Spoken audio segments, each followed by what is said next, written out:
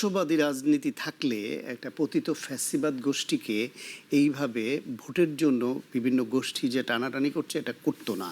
এটা আদর্শহীন রাজনীতির বা লক্ষণ এটা বলে।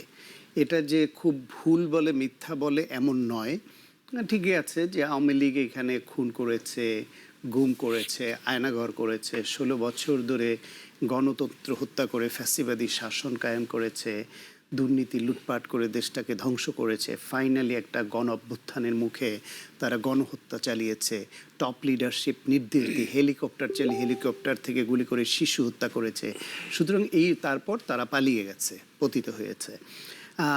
এইরকম একটা শক্তি তাদের ভোট চাওয়াটা কতটা নীতি নৈতিকতার মধ্যে পড়ে গণঅভ্যুত্থান পরবর্তী বাংলাদেশে, এই প্রশ্নটা খুব ন্যায়সঙ্গতভাবে তুলছেন। কিন্তু এই তাত্ত্বিক নৈতিক বিশ্লেষণের বাইরে বাস্তবতা আর একটা জিনিস আছে, আমি সেটাকেও একটু বলতে চাই। ধরেন 1971 সনে বাংলাদেশে যারা মুক্তিযুদ্ধের বিপক্ষে ছিল, যারা গণহত্যা চালিয়েছে, ধর্ষণ করেছে, এই দেশটাকে ধ্বংসযজ্ঞে পরিণত করেছে, সেই শক্তিটাকেও কিন্তু 1972 সনে এসেই শেখ মুজিবুর রহমান সুনির্দিষ্ট কিছু অপরাধী ছাড়া বাকি সবাইকে কিন্তু সাধারণ ক্ষমা ঘোষণা করে দিল।